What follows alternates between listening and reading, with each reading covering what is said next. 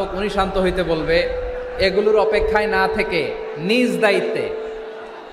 দায়িত্বে আমরা সবাই শান্ত থাকি, যাতে লালমনিরহাটের এই প্রোগ্রাম একটা ইতিহাস হয়ে থাকে বাংলাদেশে, ঠিক কিনা বলেন?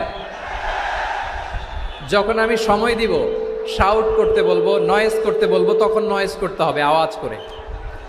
আর যখন কথা বলবো তখন একেবারে চুপ থাকতে হবে, একেবারে চুপ। মাশাআল্লাহ, হ্যাঁ ঠিক আছে, একেবারে চুপচাপ থাকতে হবে।